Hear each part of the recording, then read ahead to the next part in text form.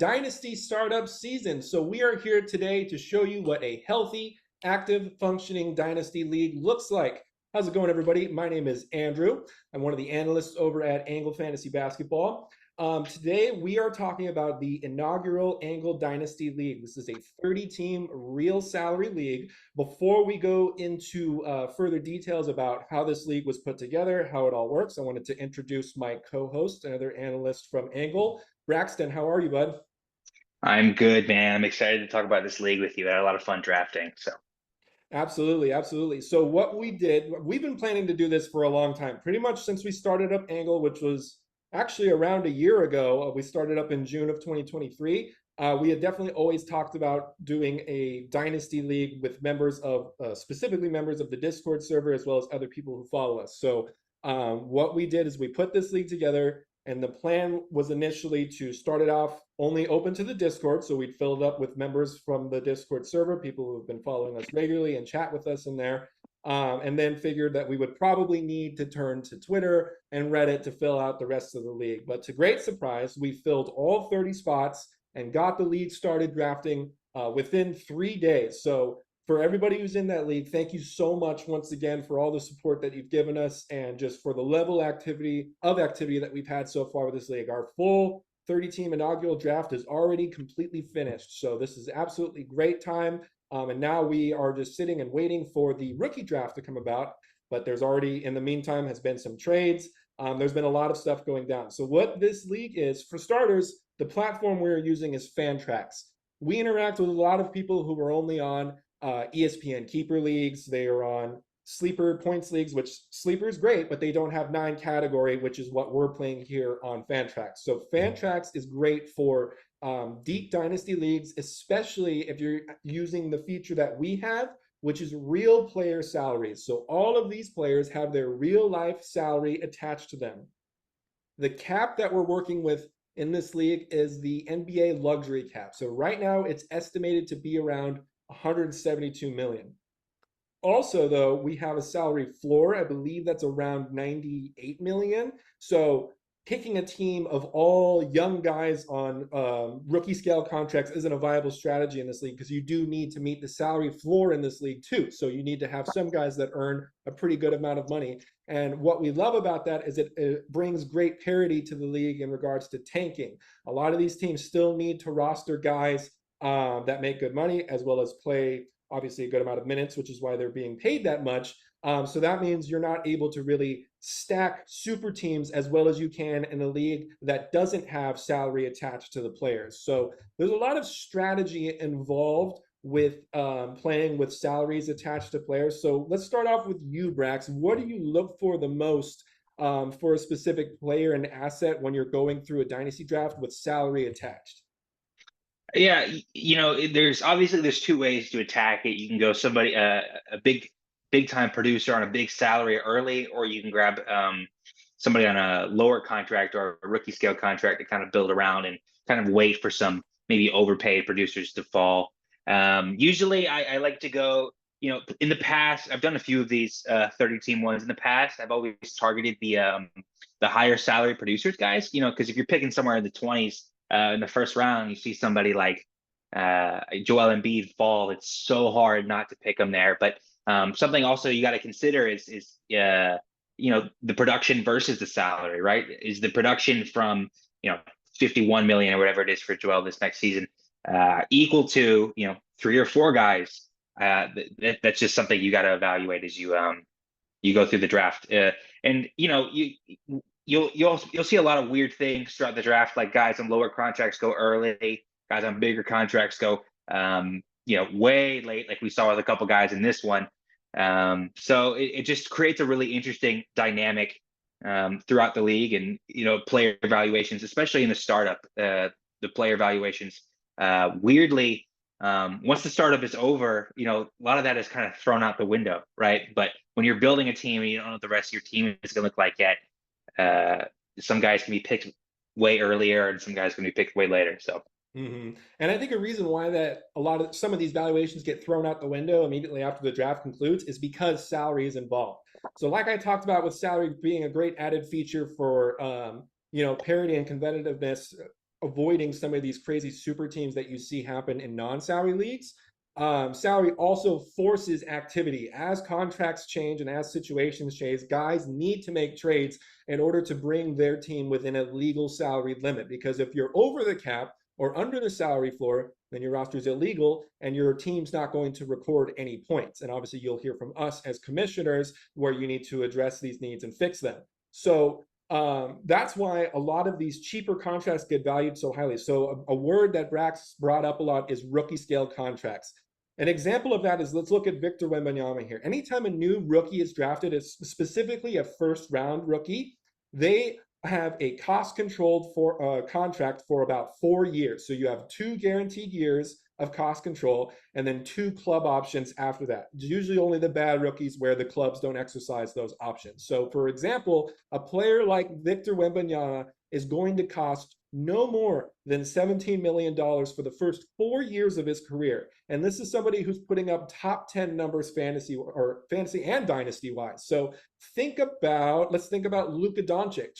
Luka Doncic is about to start making crazy money, over $40 million per year on his next upcoming contracts. So when you get on these guys early, specifically the ones who are playing a lot and producing immediately, it brings about so much more production for you in a salary league because you're not paying that much for this level of production, and it gives you room to add more guys who are producers, contributors, but are making a good amount of money right now because they're veterans, have been in the league for a while, they're past their rookie scale contracts, so now maybe they're making, they're making $24 million like Aaron Gordon is, something like that. Those types of supplementary guys become more available to you if you focus on some of these rookie scale contracts early. So I think that's something that you're going to see a lot when we begin reviewing some of the draft strategies that these teams made. So we're going to review 27 teams today. The reason why we're leaving 3 teams out, one is Mitch's team. He's not here with us today. He's going to be coming up in a later episode where we're going to talk about his team. And 2 of the other teams are owned by fellow dynasty analysts and content creators. We have Mark from Sports Ethos, as well as 2 guys from Point Made Basketball. So Josh, and then Maximum Crumb is the Discord username I know of as the other one. I believe his name is Sam. Anyways, though, we are going to have 2 other episodes featuring those analysts with us, as well as an episode Mitch is going to be in one of those episodes too, and we're going to talk about his team. So those 3 teams we are not going to be discussing today because we're going to be discussing it with those analysts in a future episode. So as part of today's episode, we're going to show you what a good Fantrax Dynasty League looks like, what you should be looking for when you're looking to join a Dynasty League yourself, where you can find a new Dynasty League, and just, how this experience is going to go moving forward. All right. So what you can see here is our draft order. So the team at the very top left picked first in our league. So first off, let me give a disclaimer on the team names.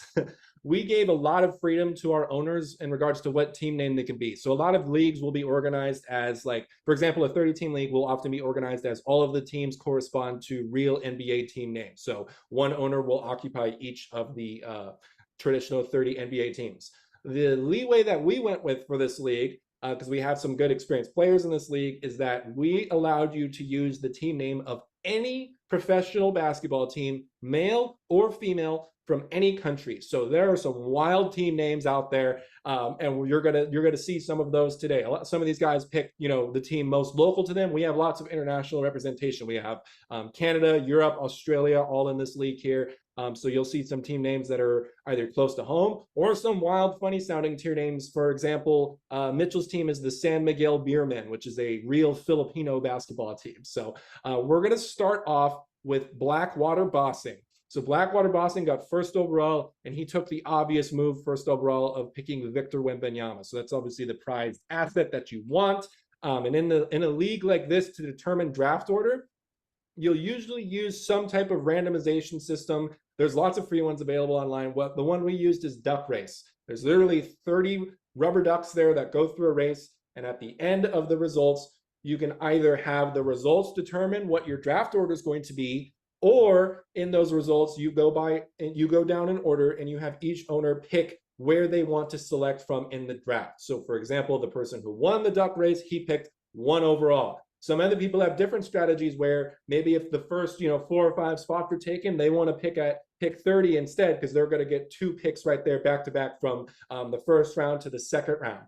Speaking of rounds, we must also mention for a league this size, it is very necessary to do what's called a third round reversal, which means in the typical snake draft, you go the first 30 teams, then the second round, the order is flipped. In the third round, you reverse the order. So basically, the second and third round have the same exact order as each other. So this allows the teams that were picking late in the draft to kind of come back value-wise against the players or the owners who picked very early in the draft. And then the draft will continue to go in snake order from there. So a third round reversal, look it up, is very important to have in a league of this size. So we talked about Blackwater Bossing's first pick, Victor Wembanyama. He made 2 other picks. Brax, how do you feel about the core of Blackwater Bossing? It also has Mark Williams and Fred VanVleet as his top 3. Yeah, I'll lump Steph Curry into that core as well, just because it was 1 pick later. I think it's kind of a weird pairing, to be honest with you. I really would have liked to have seen the guards be a little bit more efficient. I think there's some conflicting categories there with Wemby and Mark versus VanVleet. Obviously, is the complete polar opposite. And then Steph Curry. Something to factor in as well is those contracts that VanVleet and Curry are on. You had such an advantage with Wemby at 1, and then you took Mark Williams at 60, which is fine. But you sucked up pretty much all of your cap with VanVleet and Curry. I think that's about $100 million combined between the two. And you're, what is that, 75% of the way there, 65, 70% of the way there to your cap, and you've got 8 or 9 picks left you need to make. Not that the pairing, I think, is the worst, but as you can see, as he goes a little bit further down in the draft, there's some players that maybe are taken a little bit earlier than you would expect because they were looking that this team was looking for cheaper salary guys to fill out the rest of his roster. Yeah, don't hate it. Obviously Marcus Smart at 5, really piled up on guard stats there early. But I personally would have liked to see a little bit more efficiency. Maybe a big that gets assists would have been good, like a Siakam or something in this build. But yeah. Yeah, I mean, he does have assists locked down really well with his guards. And there's good value contracts. Like Bobby Portis is definitely a favorite among, salary league players. He's on a good contract for the level of production that he gives. One thing you'll notice is a name like Jonte Porter. And the next team, there's a name like Carmelo Anthony in here. So disclaimer, these are what we are calling placeholders. So you're going to see on these rosters a lot of players that aren't actually in the NBA anymore. And what they represent is a placeholder for our rookie draft. So we did our inaugural draft first. After the real life NBA rookie draft, this league is also going to conduct a rookie draft after that. So we kept track based off these placeholders of where everyone's picking at. So we have track of it on this spreadsheet right here. There's some teams that are very heavy on 2024 picks for their roster construction. So we'll be referring mostly to this sheet for those. So let's move on now to the Chicago Bulls. He took Luka Doncic at 2 overall with a core of Doncic, Turner, LeBron. LeBron's an interesting one because he does eat up some cap space right now, but you can also technically look at him as, for a free $40 million in cap space in whenever he retires. So maybe like 2 more years, something around there. So I think that's kind of the thought process people have when they take LeBron. Herb Jones, Marcus Sasser is a good value contract to have right now. Daron Sharp, I love that because just in case Nick Claxton leaves, that's somebody good that you want to have right now. I've owned Karis LeVert in salary leagues before. That's a good contract to have as just a rotational guy, another guy that's able to stuff the stat sheet for you. Jabari Walker is a good one as well. Guys like Vasily Micic can be useful because he still has what's referred to as his minors eligibility. So in Fantrax, anybody who's played less than 82 games has what's called minors eligibility, which means that you're able to be put into a minor slot on a roster where your salary doesn't count towards your cap if someone is in a minor roster slot, but also they don't produce any stats for you as well too. So it's a good strategy to have to stash guys, or you can keep a rotation of like 4 to 5 minors players to produce stats for you. Basically almost creates like streaming for you in a dynasty setup. So you'll see a lot of guys employ this type of strategy here. So the Chicago Bulls, I think, did a pretty decent job building around Luka. Miles Turner in a league this deep will have a much bigger impact on blocks than he would in just like a traditional 12-team redraft setting. He's got some assists going on too, with of course Luka, LeBron, Levert, Sasser, Micic.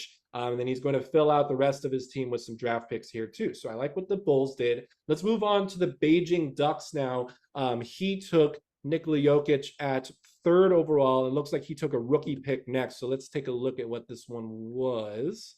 I think that, yeah, it was pick 3 overall, is representative of Otto Porter there. So Nikola Jokic, pick 3, and Derek White. And it looks like he took another rookie pick after that. So Brax, how do you feel about this roster construction for Beijing? Yeah, I love Jokic at 3. Obviously, 3 isn't like you're getting Jokic super late or anything, but I would have taken him 2, and I think it's awesome value at that point. Now, what I don't know, what maybe I have a different mindset on is who I'm pairing with Jokic. I don't like taking the rookie pick there, the second pick, and then the fourth pick as well was a rookie pick. I really think you need to get NBA ready contributors, Looks especially like at that fourth 58. pick was 12th overall. Yeah, so I mean that's still a top 100. I really think we need to surround Jokic with guys who can help you now, because Jokic can almost single-handedly propel you to the playoffs if you have the right guys around him. It's possible the idea here was to pick Jokic and trade him, which is totally legitimate, totally valid, and should get a big return if he does end up trading him. But I do think there was a little bit of a missed opportunity with surrounding him with good value contracts that can help produce. I mean, there's a couple of good values. Derek White, for now, is on a good value contract, and Caruso has another year under 10 million, which is good too.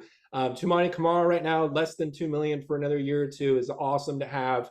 I don't know if Aaron Wiggins is under contract still or not. Same with Precious Achiuwa. So there's some there that are cheap right now and could be cheap moving forward. But yeah, there could be more ready-made contributors to help out Jokic. But like you said, totally a valid strategy if he did take Jokic to eventually trade him.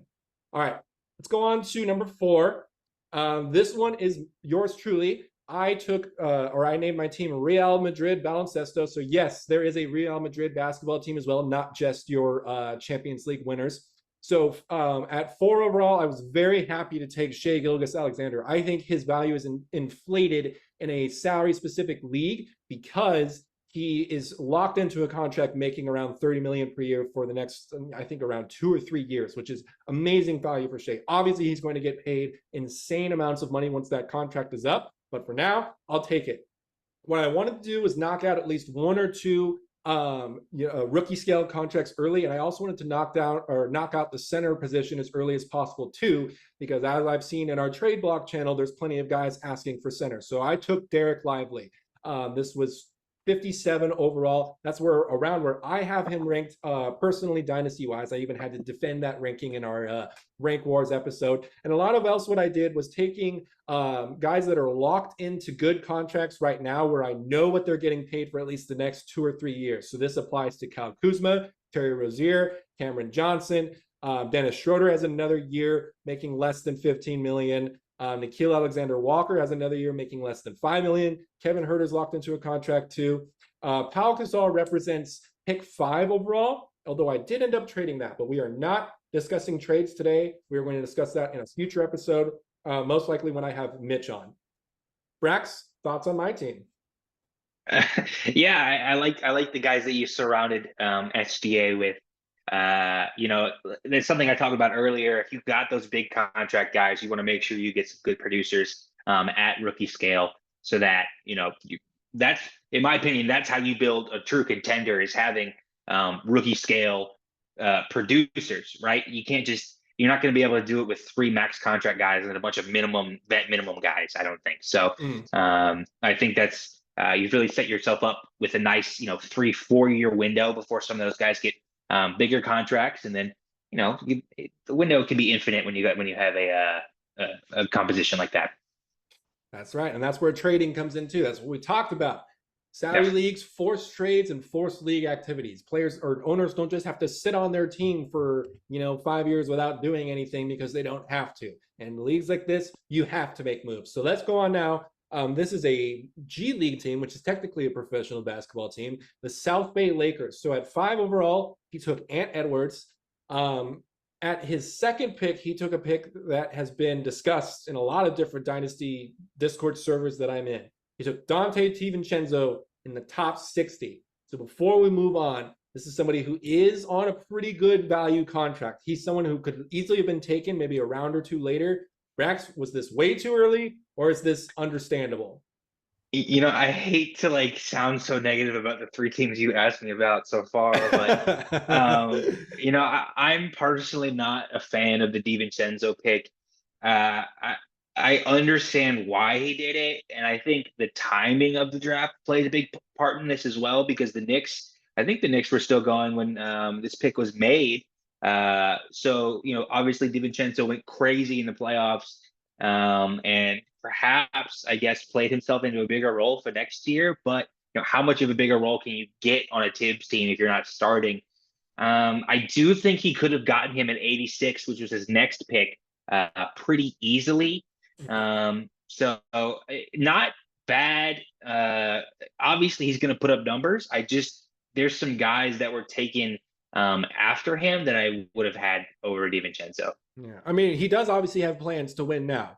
And Yeah, DiVincenzo, Gafford, Capella, McCollum, Middleton, Wagner, those are all guys that get minutes. So I he is will going to add. have steady contribution from them. And contracts like McCollum and Middleton, yes, they're old, but nowadays 30 mil doesn't look too bad because there's guys out there making 50 mil, guys who shouldn't be making, well, there's a lot of guys that should be making 50 mil, but some that shouldn't be. So 30 is not too bad, but those guys are older, which is why they have contracts like that. We're going to see 30 mil contracts for 20 point per game producers go away eventually. It's going to bump up to 40 and 50. So he obviously plans to win now. He's got some draft picks to help out, but and some I do cheaper want to guys to help out.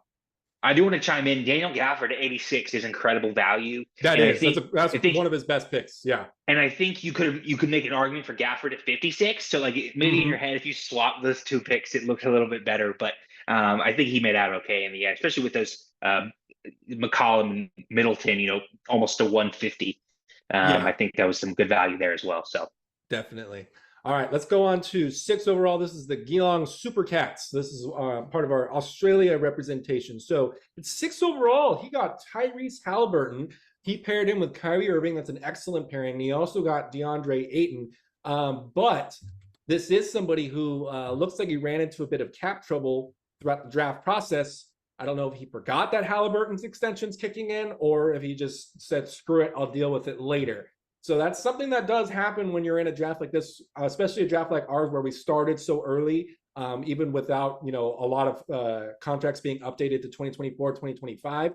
In a league like this one, it was on people's responsibility to know when an extension was going to kick in. But this owner in particular, Macca, is a good owner, so I'm very, very positive that he's going to work his way out of the salary situation that he's in. But Brax, what do you think about this roster?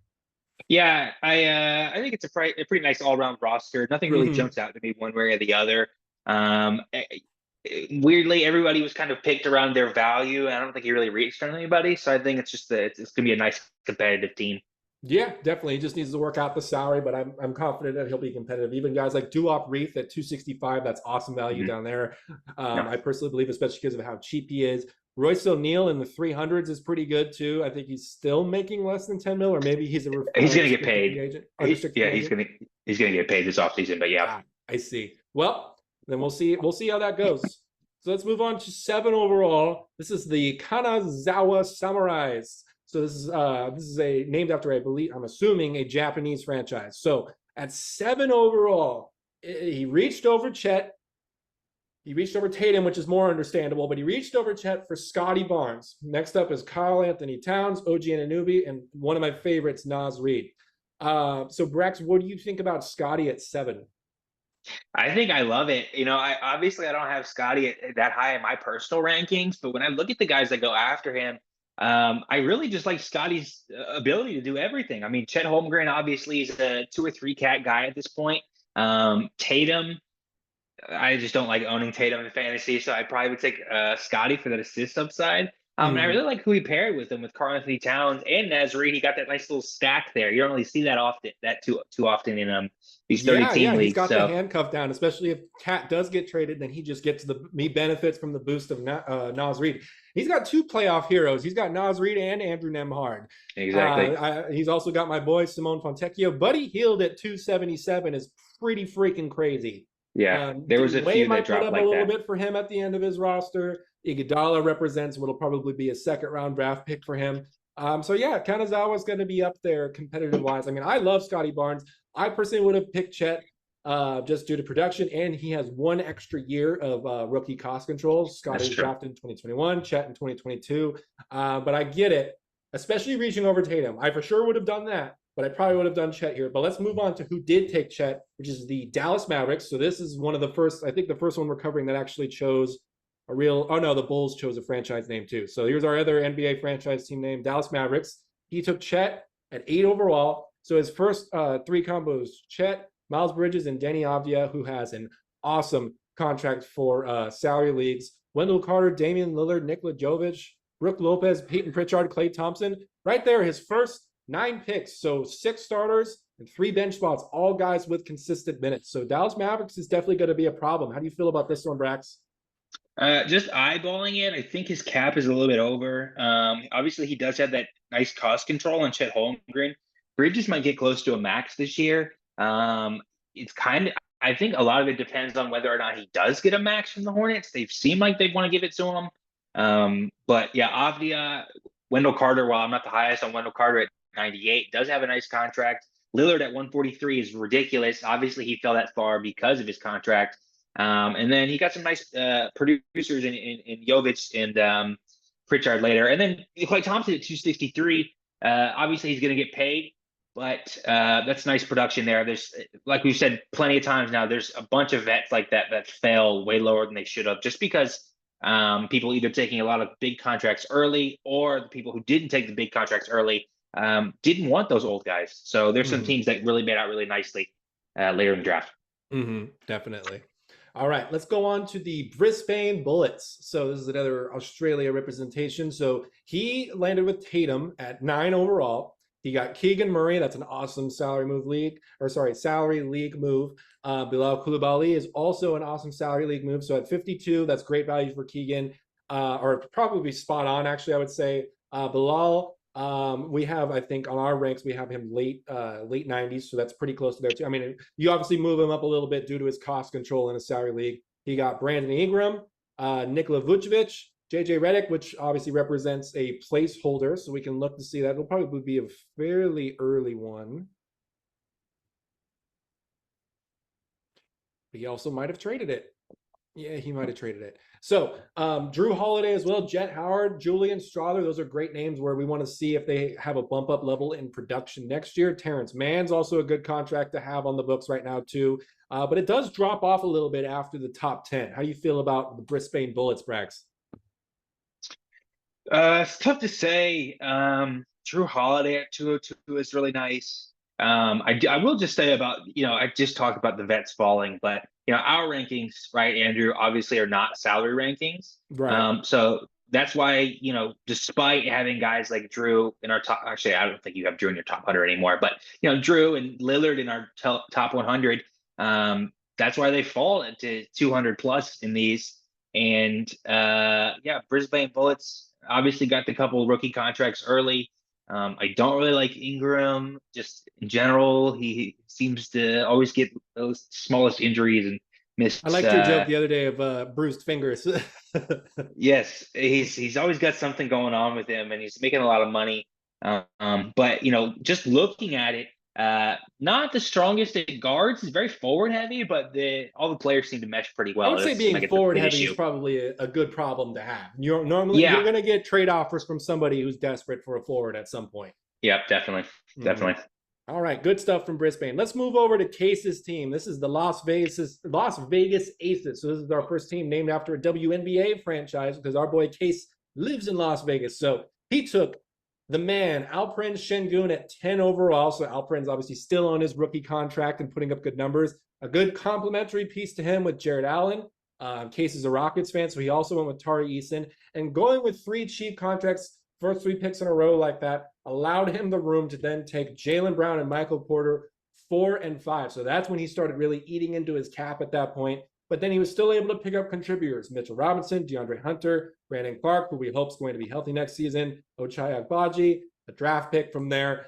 So at least down to the first 9 spots, these should be guys, if healthy, are going to get good NBA rotation minutes. So after that, really the main contributors is like Josh Richardson, Eric Gordon, and then just a lot of draft picks and rookie investment after that. And also, too, to Brax's point about the vets falling, some of the older guys falling to being on big contracts. Another reason is just due to their age. So obviously in dynasty drafts, especially startup drafts, you're going to see guys favor younger guys as well, too. So in addition to these younger guys normally being cheaper if they're on a rookie scale contract, youth is just usually favored in dynasty in general, just because obviously you want your team and performance to last longer. So how do you feel about this squad built around Şengün?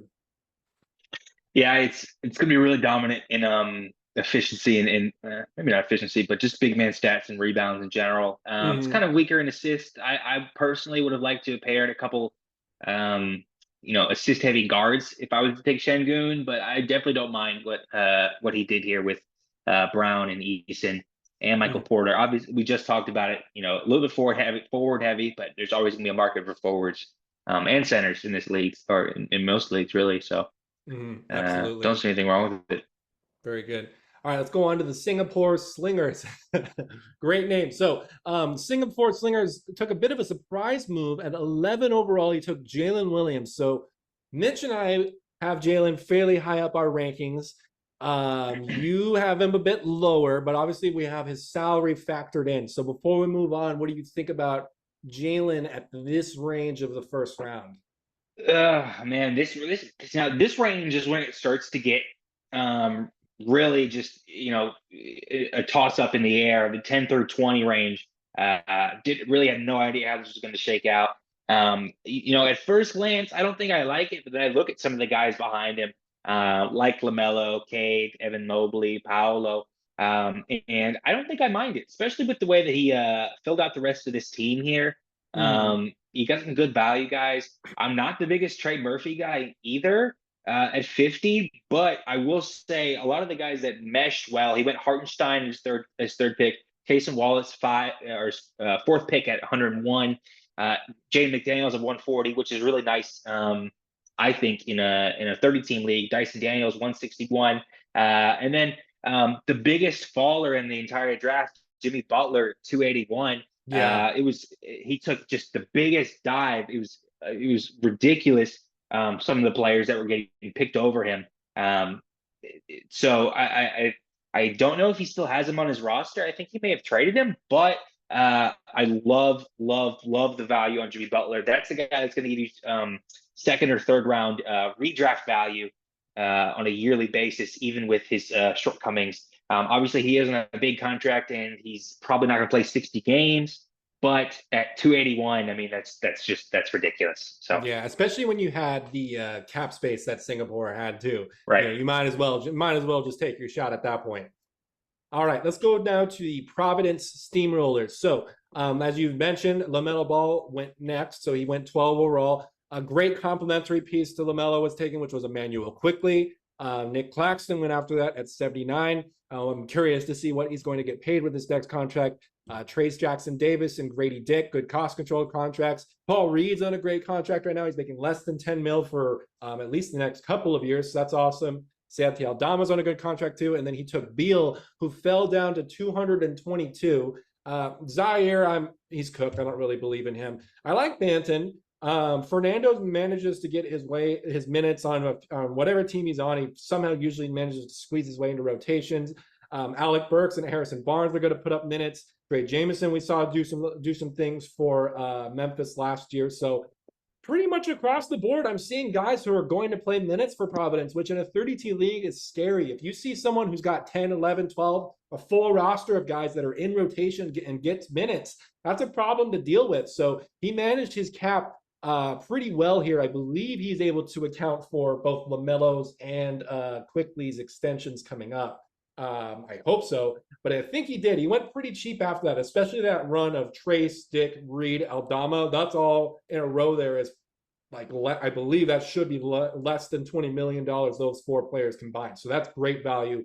Then he went expensive again with Beal. So thoughts on this Providence squad here? You think he's able to account for the paydays for Ball and Quickly? I, if I'm remembering correctly, I think he's a little bit over. I love quickly on this Raptors team, but I think he's been taken at his ceiling here at 49. Mm-hmm. Um, I don't hate the pick. I don't know. I hope he retains that same amount of usage if you were to take him this early. Beal obviously is nice value at 222. Barnes at 379. Well, Barnes obviously is not the biggest fantasy guy, but getting somebody who can play almost at 400 is crazy. Um, yeah, it's just a nice all-around team. And I'm saying the same thing about most of the teams, but there's really not. It's the parity is really good after the initial draft. I mean, there's a lot of teams that look like they're going to be able to compete. It feels like it's wide open. Sometimes when you do these, Andrew, I'm sure you can attest, it looks like there's one or two teams that look like they're going to dominate early. I'm not getting that in this league. It looks very even all around. So I would agree with that. I think there's, we might see a power struggle of like eight or so teams fighting for top spots. So I definitely do agree with that. All right, let's go now to the Bangkok Tigers. So he went with Cade Cunningham at 13. After that, he paired Tyler Harrow, Josh Giddey, and Jordan Poole. In a salary league like this, I don't know if I love the money that Harrow and Poole both are making. Moses Moody, Cole Anthony's on a good contract right now. Jalen Smith is also on a good contract right now. I don't know how I feel about Pokachevsky. He's someone who probably should have been taken later. Malcolm Brogdon is fine. I've liked Orlando Robinson since he was at Fresno State. Jordan Nwora might put up some points. Jalen McDaniels had his time with Charlotte too, but his stuff kind of got at least the momentum his career had got ruined when he got traded to Philly and then signed with Toronto too. But I would love to see him turn it around. Thoughts on Bangkok before we move on to the next squad? now we talked about the forward heavy teams. Obviously, this is a super guard heavy team. Giddey has had forward eligibility the past couple seasons, but if he gets traded, it's very possible that he does not get that back.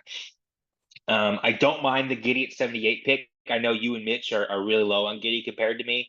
I think he's a lock to get traded this offseason. There was rumors, I think, of Washington already. I think that would be just excellent for his value. Really, anywhere else would be fine, great for his value. If he gets traded to a team that's not as good. So I don't mind the team. Obviously, he's got a lot of counting stats. Just what is that? 6 straight guards to start the draft. That's a bit concerning to me. Yeah, it's one of the harder things to do in leagues, especially dynasty leagues, is moving guards for forwards or centers. It's usually pretty tough to do. All right, let's go with somebody who took forwards with his first 4 picks. That's going to be Vélez Sarsfield, Adrian's team, who always looks to represent Argentina. So he went with Paulo Banchero at 14. I like that a lot. I love his next pick too with Jabari Smith. I feel like 77 is probably too high for Sohan. I don't know. He did have good moments last year. I specifically remember him putting up some good numbers at the end of last year for me in redraft, but 77 dynasty wise, we'll see how that works out. But then he went expensive with Siakam. He had plenty of room financially to make that. Josh Hart next, then went with draft picks the next 3 in a row after that for 6, 7, 8. But he still was lucky to grab some contributors at 9, 10, and 11. Got KCP. You tend to see Adrian grab a bunch in whatever league he's in. Andrew Wiggins. Obviously, I hate the contract he's on right now. Caleb Martin too. And then draft picks again. So he went pretty draft heavy, but he was able to snag some good vets at the end of towards the end of his draft to make up for that. And then obviously, especially on rookie draft day when these picks value gets inflated, I'm sure he's planning to make some moves from there. So any quick comments on Vélez Sarsfield? I'm just obsessed with forwards who can get guards. I love get assists. I'm obsessed with the idea of out of position assists, and I really like a lot of the guys he took here. Just a quick comment on Sohan. Maybe if you don't like the value at 77, you also do have to factor in he wasn't going to be there at 104. So if he wanted him, he was going to have to take him at 77. So I don't mind it with that thinking in mind. That's true. Yeah, he played the third round reversal well. He knew a contract like that wasn't going to be available for him on his next pick. So, yeah, that was probably the best move to make. So let's go now to another NBA named team, the Toronto Raptors. So he went with Evan Mobley at 15, Jalen Green at his next pick, which was 46 overall. So might be pretty early for Jalen. I think obviously Mitch would agree with 46 for Jalen, but you and I probably have him closer to like 70, 80. But obviously with the contract he's on, it's fine. So he went with 2 stars of the 2021 class early. Anthony Simons next. GG Jackson, that's a great value contract to have in a league like this. He managed to grab Kawhi at 136. I like that value there. Keon Ellis is amazing value at 165 for the type of money that he's on, about $2 million for someone who's going to put up defense for you. Keon Ellis is awesome. Corey Kispert has 1 more year of cost control before he inevitably gets paid just because he can make threes. Jonas Valanciunas should sign a similar deal or possibly even make less money than he was previously making. So that should actually turn out to be an okay contract, especially if he gets away from New Orleans and gets away from Zion. Then he managed to grab Dylan Brooks and Tim Hardaway as, just bench guys, and then just a lot of picks after that. Any quick comments on this Toronto squad? I know he's made a lot of trades, and we'll talk about that soon, but on the draft that he made. Yeah, it seems it's really hard to pinpoint where his strong suits are. I think it's a well-balanced team.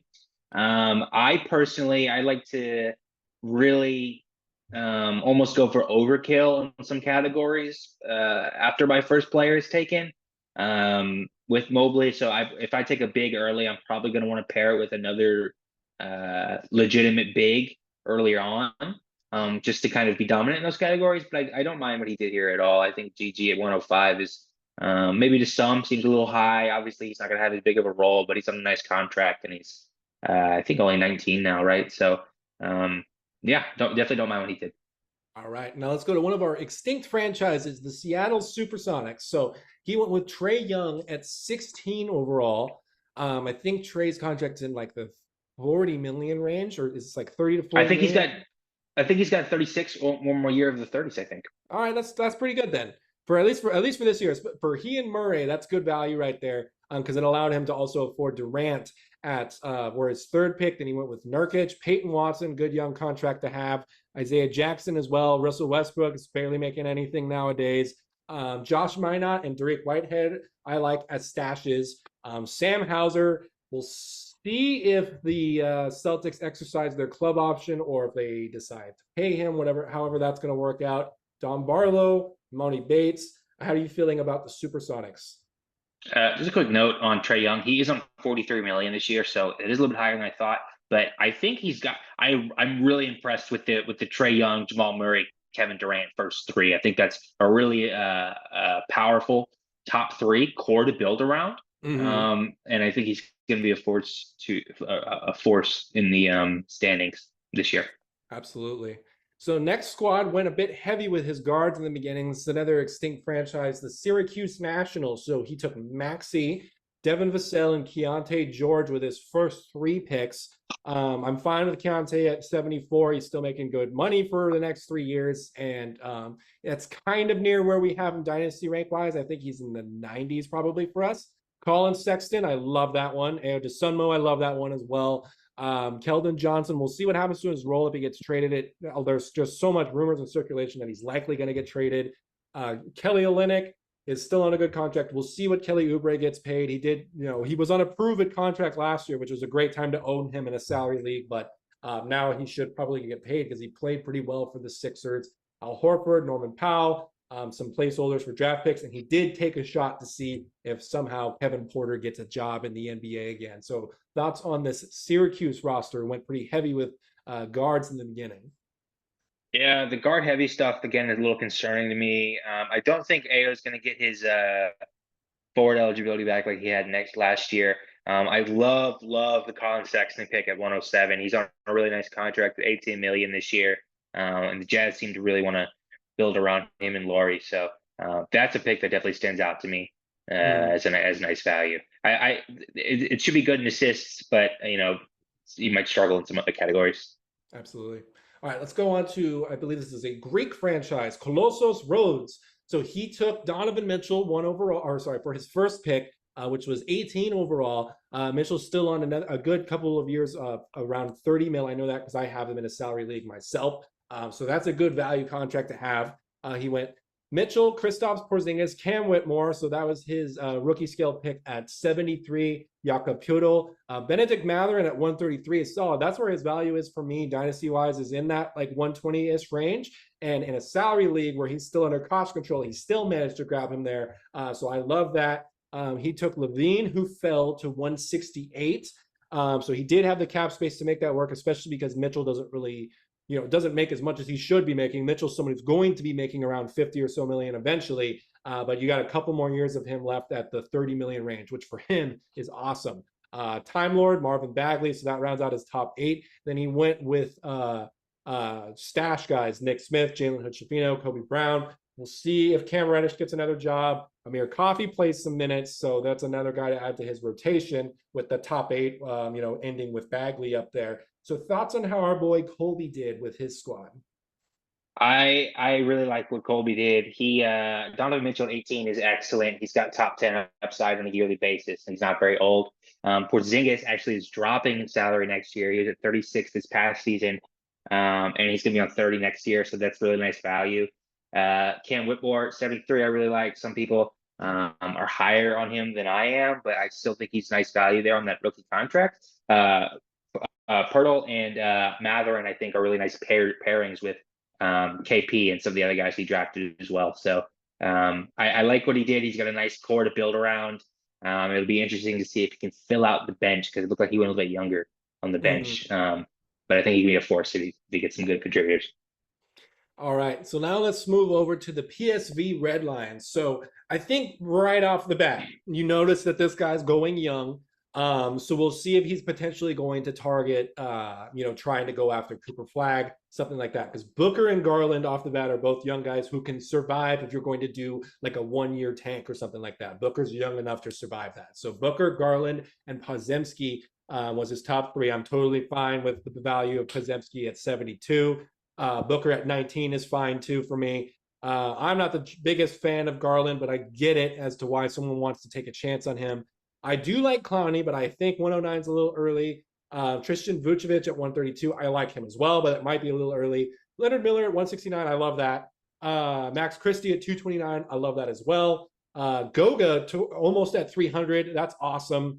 Thoughts on how PSV did here? Yeah, obviously what jumps out to you when you look at this is Noah Clowney at 109 and Tristan Vukovic at 132. Vukovic specifically, I don't want to sound too harsh here. I think that's really optimistic on Vukovic moving forward. I think he had something like 10 appearances for the Wizards to the end of the year. Obviously, he looked nice, but Rashawn Holmes and Bagley were still getting minutes ahead of him when they were healthy. I really think that pick could have been taken or you could have taken somebody a little more proven with that pick. Obviously, there was a big run on centers between 50 and 100, so it was kind of weak. There weren't a lot of younger centers there, so I get it from that mindset kind of. But obviously went way young on this, and that's not a strategy I'm going to knock. It definitely can pay off if he hits on these picks, and we could look back on this, and Vukovic can be a force to be reckoned with in 2 years, and I'll look stupid. So. Right. I mean, there is a few guys who we haven't really gotten to them yet. It seems like their name alphabetically was further down the list, or I'm sorry, where they picked from is further down the list. So there are a few teams who definitely went young off the bat and absolutely plan to tank through the first year. Like, for example, Mitch's team, which we're going to discuss in a different episode. So there are teams that absolutely have those plans because next year's draft class, there's plenty to go around. Like the top 5 of that draft class looks like absolute game changers, especially for, a 30-team dynasty roster. All right, moving on. The Mexico City Capitanes. He went with Jaren Jackson at 20. Before we move on, how do you feel about that? Oh, man. I don't mind it. Obviously, the blocks are a little bit hard to come by. I do think he's been kind of trending down the past couple of years because he really hasn't turned into that dominant guy that we thought he was going to be. I don't mind it. I do wish he would have grabbed more blocks to pair with him. This is something I've talked about earlier. You grab like a dominant big like that. I think you want to grab another guy or two that can get you blocks and not just rely on the one guy. I do like the Laurie pairing, but I think, yeah, I just wish there was more blocks on this team. I Mhm. worry that Jaren Jackson's blocks are going to go to waste. I feel like he went maybe it depends on how much Monk gets paid, but I feel like right after that Jarris Walker pick, he went on a really good run of guys that are going to produce for him. Yeah, So we're going to see yeah. how much both Monk and Paul George get paid, but in a row, Paul George, Trey Mann, Malik Monk, Andre Drummond, a draft pick. Then we get to Derek Jones, Najee Marshall, Tillman, Vezenkov. So those are all guys that are going to get minutes. So this is someone who's going to put up stats. We're just going to see how this build comes together for Mexico City. So let's move on to the Los Angeles Lakers. So we have the two Lakers. We have the South Bay Lakers and the Los Angeles Lakers. We didn't really quite think that one through, but we'll do our best to differentiate the two. So he went with Brunson for 21 overall, which in a salary league, I think Brunson is an amazing value. His contract is less than $30 million per year. So for somebody like Brunson, that's awesome. He managed to grab AD at 40. People let AD fall. I mean, some people are always worried about him being injury prone. Obviously, last season he was great. So for dynasty leagues that had him, they really benefited from that. But he is going to make a lot of money, not next season, but the season after that. So you got one more year of Davis on an okay deal of around 40 million, but then it's going to start bumping up to 50 and eventually get to 60. So to account for that, with his next two picks, he went Jaime Jaquez at 70, which we saw Zimski go there. We saw Cam Whitmore go near that range too. So a lot of these like good 2023 guys started to go near that like 70 to 90 range. Marcus Gasol represents pick 7 in the draft. RJ Barrett, Trey Jones, Aaron Gordon. I've seen, I personally have a team that has Davis, Trey Jones, and Aaron Gordon on it. And those, stats all work together. Jordan Clarkson's on a great contract right now. He's only making 14 million, so this is $10 million less than what he was making last year. And Dante Exum has another year at 3 million too. So how do you think the Lakers did with this draft here, the LA Lakers? Yeah, he had some really good value at different points. Eric Gordon at 190 is awesome. Jordan Clarkson at 250 is crazy for being on $14 million. And Barrett has been people really have hated on Barrett for the past few years. I like him on this Toronto team. I think 130 is maybe a little bit early for him, but he puts up the counting stats. Toronto seems to like him. They're going to give him as much usage as he can handle next to quickly. So I like that pick there as well. And grabbing Jaquez and the rookie pick to kind of get a little bit production out of some lower salary guys, I think is really nice as well. Very good. All right, let's go on to the Hobart Chargers now. This is our boy Ben. So Hobart went Jalen Johnson at 22, which honestly, in a salary league, makes much more sense than it would in just your regular dynasty league setting. So it does make more sense to go with Jalen at that pick. And also too, we know that this person in particular is a big Knicks fan, and he definitely got sniped by the Lakers with Jalen Brunson from the pick before. So with his big three, he went Jalen Johnson, Zion Williamson, and Onyeka Okongwu. Build-wise, you can absolutely see what he's doing because then he went Rudy Gobert and John Collins after that. So this guy's going to be an absolute killer in big man stats, and it looks like he's probably going to be punting assists as well, which I don't mind that. Christian Braun, Matisse Thybulle, Braun's still on cost control. Obi Toppin's on an okay contract right now. Taylor Horton-Tucker is a unrestricted free agent. He was making like 11 something million. He's more than likely going to make less than that now, so I like that. Even grabbed Jericho Sims pretty late. How do you feel about how our buddy Hobart Chargers did? Yeah, just what you said. It's going to be pretty dominant in big man stats. I really like Gobert at 122. I pick a couple picks after this, and I was locked in at Gobert with my fourth pick, and I love that value even on that big contract. Yeah, I think he's going to be a force to be reckoned with. I like the Bible pick to kind of stock up on the steals and blocks as well, and yeah, I like what he did here. All right, so let's go on now to the Sacramento Monarchs. So this is a part of what you see with both age and size of contract affecting value because Giannis fell to Sacramento at 23 here, and he still managed to grab Ja Morant on the turn. So he went expensive with his first two picks, and obviously, as you can see, that affected his strategy the rest of the way. But these are guys who are producing, at least top 5 round value redraft wise, both of them. So on a 30-team roster, that's great production. So Giannis and Ja paired together. He also went with Kuminga, who's got another year of cost control. I think a year or two, but he is going to get paid soon. PJ Washington, Tyus Jones, both typical guys that we usually see this owner Nick have. Sadiq Bey, Isaiah Stewart, Jared Vanderbilt, Malachi Branham, Isaac Okoro. So that first 10 right there are all guys that get minutes. So obviously this is a team that plans to compete, and he has the depth to do so.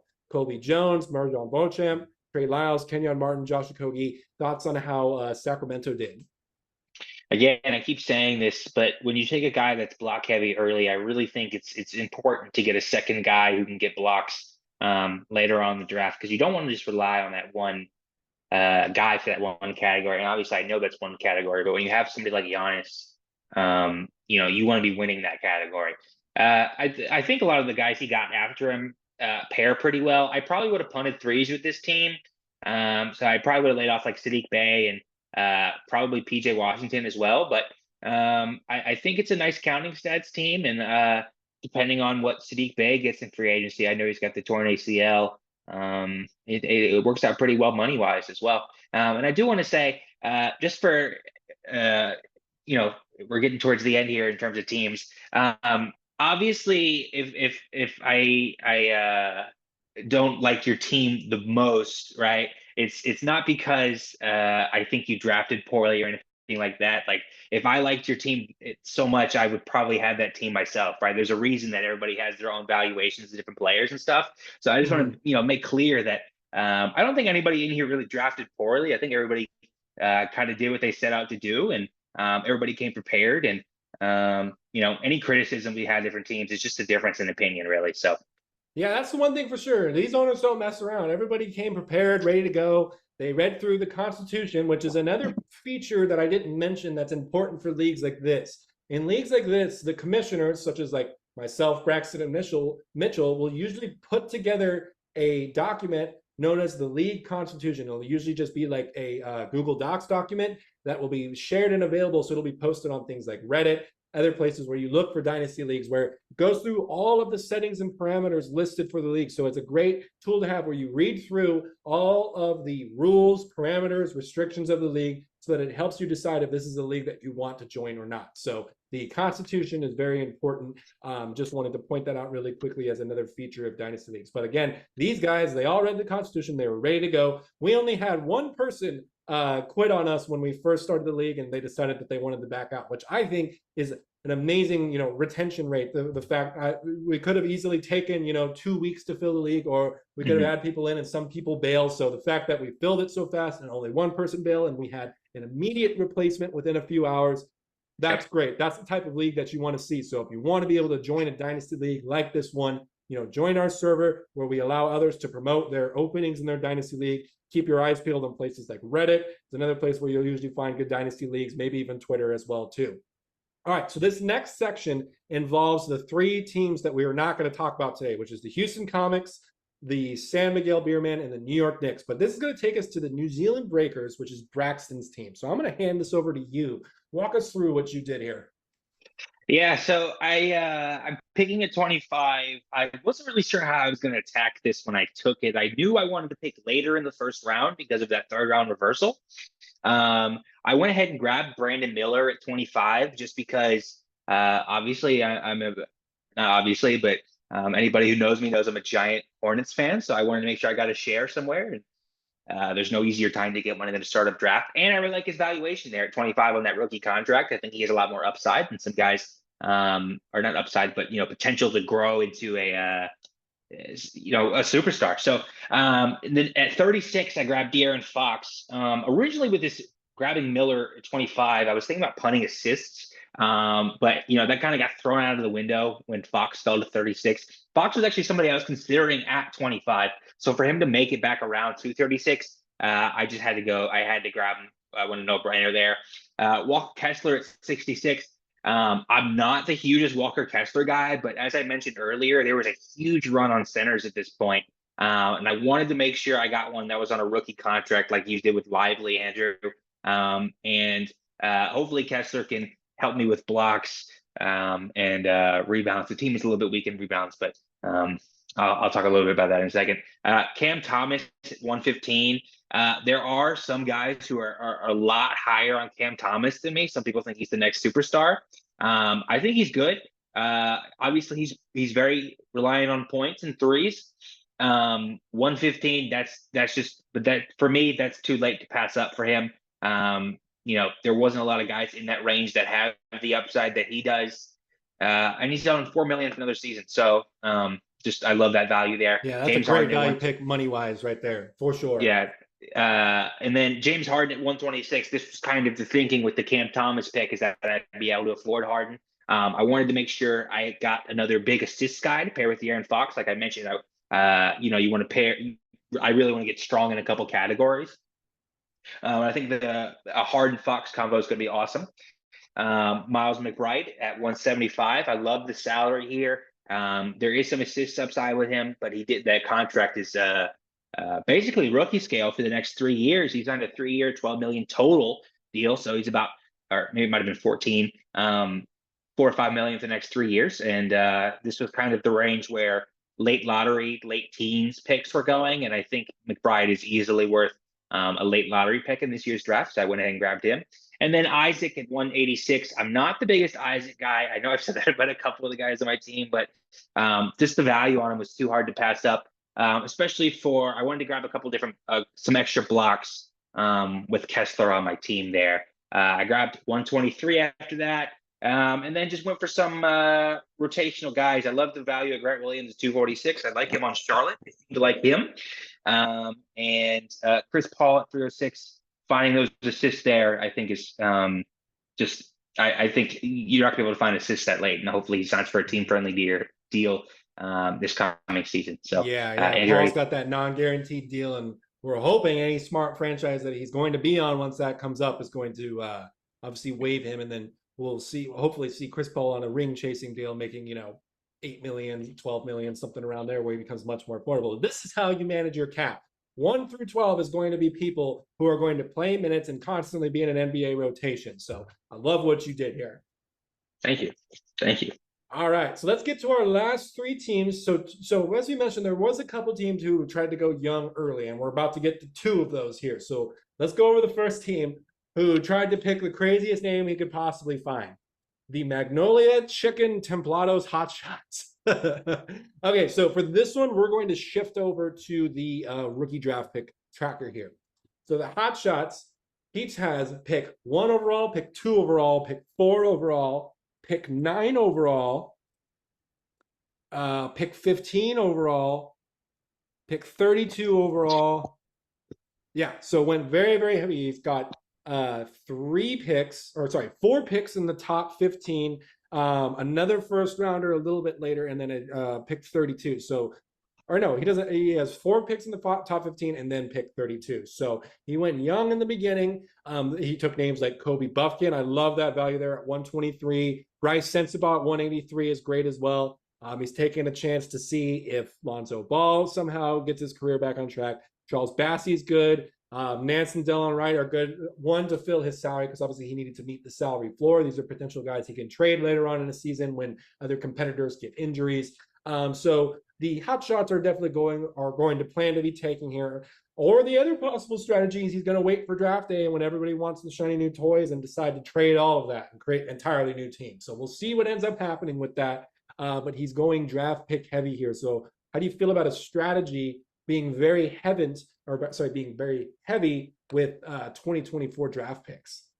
Yeah, just what you said. I mean, it's not something I would have done personally, but he knew he wanted to do this going in, and he accomplished it. And it'll be interesting to see if he either trades the picks or makes the picks. I guess with the idea that he would have a top pick next year as well. Like I said earlier, the easiest time to get somebody you want is in the startup. It's going to be the cheapest they're ever going to be, because it costs nothing to grab him at the pick. So, he got first overall without having to tank for it. It's respectable. All right, so let's go to Alba Berlin. So Alba Berlin, he heavily targeted the much praised 2023 draft class at the beginning here. So he went Scoot Henderson at 29. At that point, I love just taking the risk, the chance on him, figuring everything out, and being fully what he was supposed to be when he was talked about so much as the top tier other jewel in the crown of the 2023 draft class. So he went Scoot, Osar Thompson, and Taylor Hendricks. Honestly, I love those first three picks. And then he started to get 2024 draft pick heavy after that. So let's go over to the sheet here. He has pick 10 overall, pick 11 overall, pick 16 overall, pick 17 overall, pick 25 overall, 31 overall. Yeah, so he's got a lot of picks within that 10 to 30 range, which I really like that range of this draft. So one thing that, like, a common misconception is people call this a weak draft class. They call it a weak draft class because there's not a specific star level player at the top of the class. That doesn't necessarily mean that the other picks, 10 through 30 or 20 through 30 are really that much different than other classes, like let's say 2020, 2021, 2022, so this is definitely a place where you can find value within a draft like this one, because if the top 10 isn't valued so highly, you can obviously strike really well on something like 16 and 17. Like let's say he walks away from this with Yves Misi and Isaiah Collier. I really like that for him. So he went heavy with proven products from the 2023 class first, and then started to target the 2024 class after that. So how do you feel about this kind of change up in strategy, targeting a draft class that's already happened first? Yeah, and this is kind of where the difference in opinion comes in. If I grabbed Scoot at 29, and obviously I did what I'm about to say. If I've taken a high rookie scale guy, my first pick, my second pick is going to be one of those max contract producer type guys, and I think it really puts you in a spot to contend when you do that. Obviously, I understand the want to go young in a dynasty league. Not something I would do personally, but I have been known to never tank. Yeah, I'm probably not the best guy to ask about it, I guess. I decent value on those guys he got in his first three picks. Definitely. All right, let's move on to our last team, Sport Lisboa e Benfica. So this is our representation from Portugal.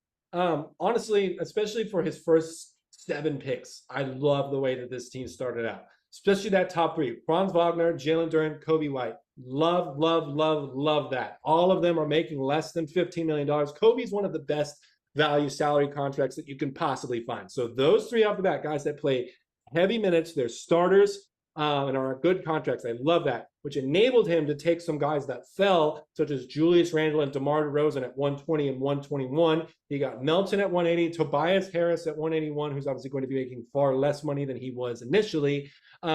He did go with some youth investment after that, and I wish he stayed competitive. But he can obviously ship off some of these young guys for more veterans down the road if he needs to, because I imagine he should have some okay amount of cap space remaining. We'll see how that works out. He mainly just needs to wait to see what happens with Tobias Harris. But Jang at 240, I don't mind that at all. Gary Trent at 241, that's good value. Jackson Hayes should hopefully be on another team-friendly contract. Gordon Hayward should also hopefully be on a cheap contract too. So I like what Benfica did here. What about you? I kind of agree with what you're saying. I wish he would have stayed. I wish he would have went for more production into the 200s and early 300s. I really, really like the first 7 or so picks on this team. I think he knocked it out of the park. I really like the pairings. Obviously, this is kind of a pump block situation. But I think the guys he grabbed for that really all mesh together really well. He's got some of the out of position assists, like I mentioned earlier, with Randall and Wagner. And yeah, and Tobias Harris to an extent as well. So yeah, I like all those guys. Right. So that concludes our coverage of our inaugural Angle Dynasty League. So this is something we're very excited about doing. And if you yourself are interested in getting in a Dynasty League like this one, hop into our Discord server. It's going to be linked in the comments below. Like I said, we have a channel in there where you're allowed to promote openings in specific dynasty leagues. So if you're looking for something to join, hop in there and see if there's some openings. There's plenty of other places to look for leagues too. But hopefully this is a good sample of what a salary league looks like, what a deep Fantrax dynasty league looks like. So you know what to look for if you ever want to join a league like this one, or if you weren't even aware that leagues like this one existed. Maybe you're just stuck on ESPN playing keeper leagues where half the league leaves at the end of the season or halfway through the season or something like that. When we're here on Fantrax, these are guys where if you're willing to put up with the UI of Fantrax, that means you don't mess around. You're taking fantasy seriously. So this is what a good dynasty league looks like. That's going to have also a dedicated Discord server to talk about the league, which is also something that we have where guys are able to post on the trade block, make comments about specific trades that happen, chat with each other about strategy, maybe just talking some smack too. It's just a great part about what dynasty leagues like this are all about. So that's going to do it for us today. Thank you for tuning in with us and sticking with us as we get through 27 dynasty teams. So we will give updates on this league as things pan out. And in a future episode, we are going to talk about trades that have happened in this league too and go over some valuations there. So be sure to like this video, subscribe to the channel if you are new here, follow us on Twitter. All of our socials will be linked in the description below, and we'll catch you next time.